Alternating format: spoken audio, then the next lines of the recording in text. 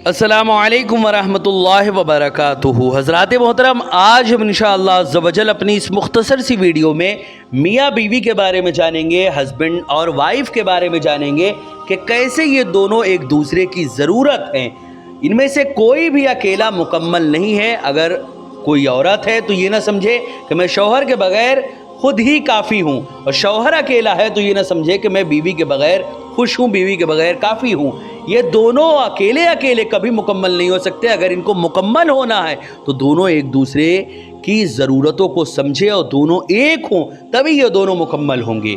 हज़रात मोहतरम, आज हम इंशाअल्लाह अज़्ज़ व जल इन्हीं सब बातों के बारे में जानेंगे कि एक मियाँ बीवी कैसे एक दूसरे की ज़रूरत होते हैं। अल्लाह रब्बुल इज़्ज़त ने कुरान मुक़द्दस में या अहादीस नबविया में इनके बारे में क्या अल्लाह रब्बुल इज़्ज़त ने और हुज़ूर सल्लल्लाहु अलैहि वसल्लम ने फरमाया है, इन्हीं सब बातों के बारे में आज हम जानेंगे। वीडियो पसंद आए तो वीडियो को लाइक करें, शेयर करें, और अगर हमारे मोहम्मदी चैनल पर नए आए हों तो इसे ज़रूर सब्सक्राइब करके बेल आइकन को भी ज़रूर दबाएं, ताकि इस तरह की तमाम इन्फॉर्मेटिव वीडियोस आप तक ज़रूर पहुँचे।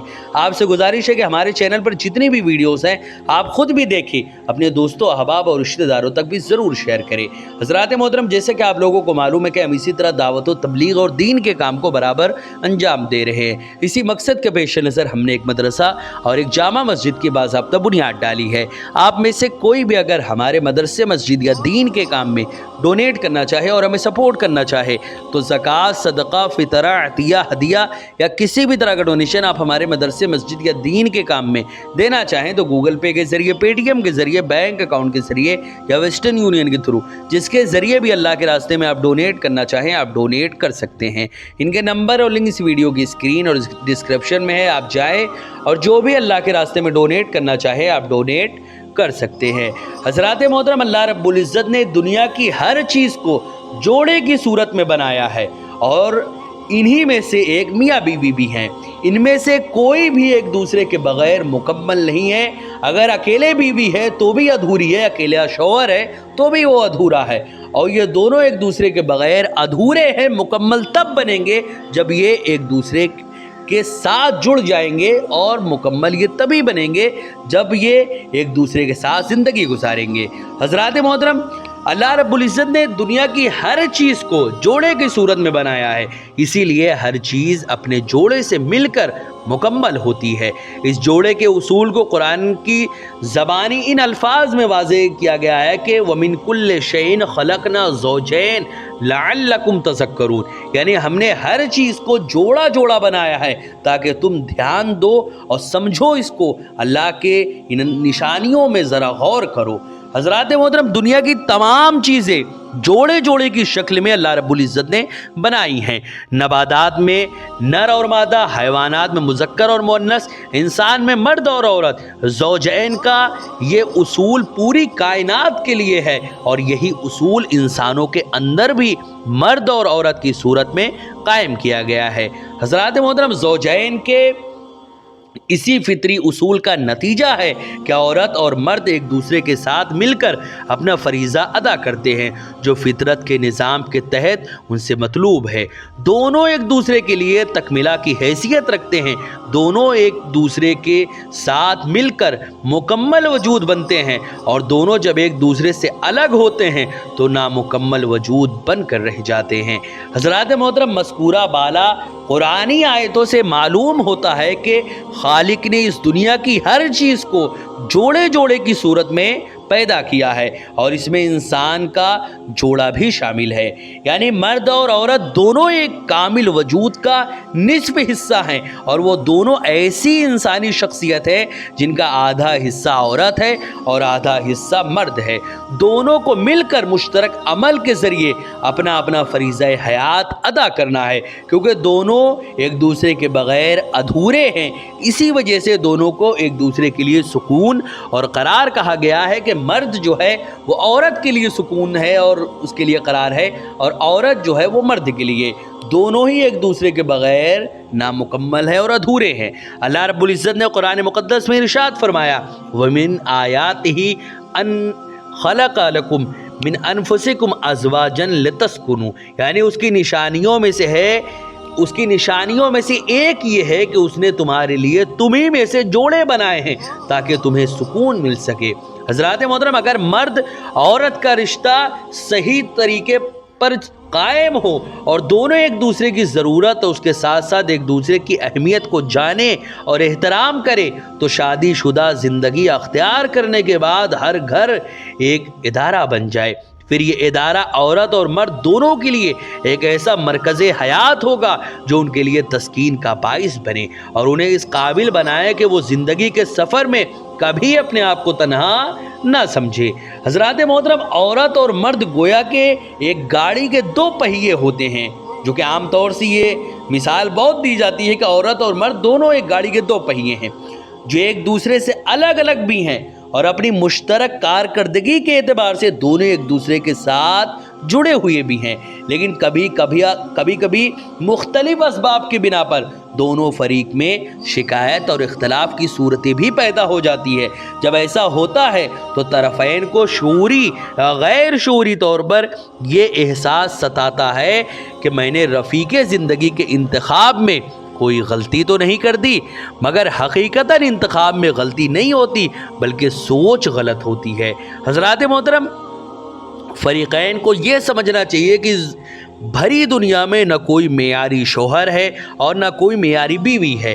ایسی حالت میں دونوں کو چاہیے کہ ایک دوسرے کی بری باتوں کو نظر انداز کرنے کی کوشش کرے اور اچھی باتوں پر توجہ دے اور ایک دوسرے کے ساتھ خوش رہنا سیکھے، کیونکہ رسول اکرم صلی اللہ علیہ وسلم نے فرمایا کوئی مومن مرد کسی مومن عورت سے نفرت نہ کرے، اگر اس کی کوئی خصلت اس کو ناپسند ہوگی تو کوئی دوسری خصلت اس کی پسند کے مطابق بھی ہوگی۔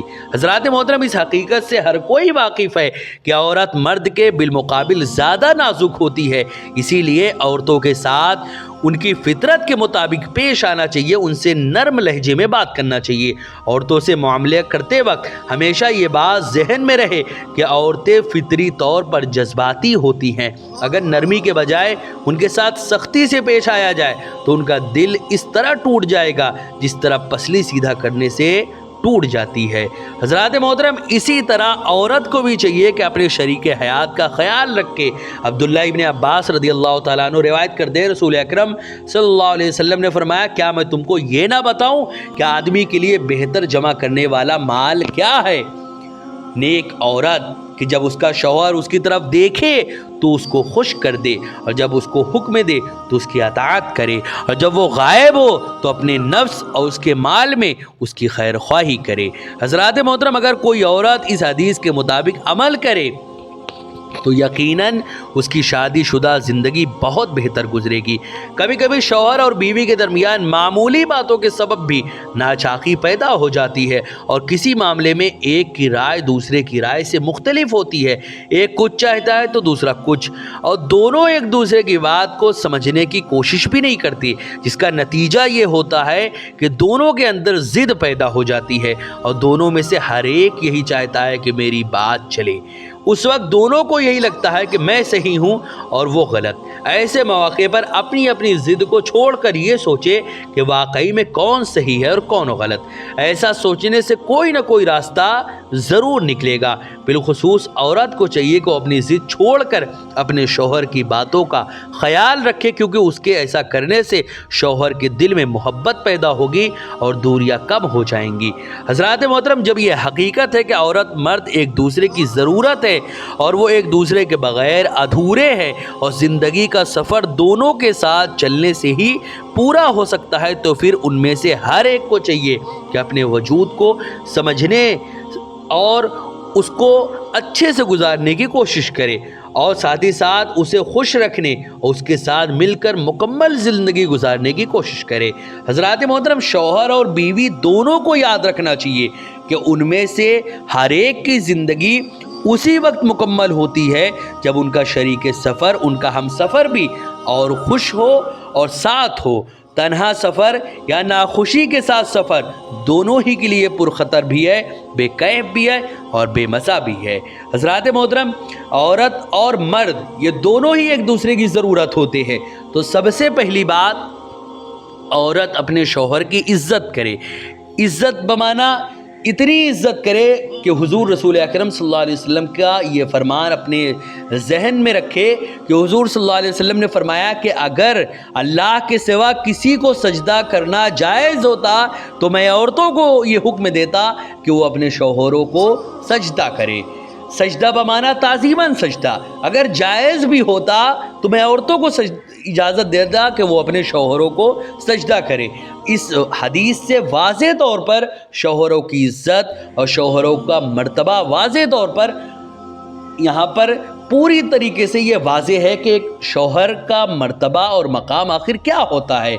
औरत और मर्द ये दोनों ही एक दूसरे की ज़रूरत है, लेकिन औरत को ख़ास तौर से ये ख्याल रखना चाहिए कि शौहर उसका हाकिम है। हाकिम बमाना जुल्म करने वाला नहीं, हाकिम बमाना उमूरे ज़िंदगी को बतरीके अहसन चलाने वाला, शरीयत और साथ ही साथ दुनियावी मामलात, तमाम के तमाम मामलात को बतरीके अहसन करने वाला, पूरा करने वाला वो होता है शौहर और एक हाकिम। यानी शौहर जो होता है वो बीवी पर हाकिम इस माने करके होता है कि उसको दीन के रास्ते पर चलाएगा, उसको दीनी उमूर सिखाएगा, उसको तालीम के मामलात सिखाएगा और दीनी मामलात पर उसको चलाएगा। साथ ही साथ दुनियावी जो भी उमूर है उनको भी बतरीके अहसन शौहर पूरा करेगा। इन्हीं तमाम मामलात और इन्हीं तमाम मानों के तहत इसका मतलब होता है कि शौहर हाकिम है। हज़रात मोहतरम, इसीलिए हर इंसान को चाहिए, हर औरत को चाहिए कि अपने शौहर को अपना हाकिम समझे, बादशाह। हाकिम बमाना बादशाह। अगर आप अपने शौहर को बादशाह, मेरे उन तमाम मुअज़्ज़ज़ ख़वातीन से मेरी ये गुजारिश है कि आप अपने शौहरों को अपना बादशाह समझें। अगर आप बादशाह समझेंगी तो आप उसकी बीवी हैं। तो बादशाह की बीवी क्या कहलाती है? मलिका कहलाती है, शहजादी कहलाती है। अगर आप अपने शौहर को बादशाह मानेंगी तो आप उसकी मलिका होंगी।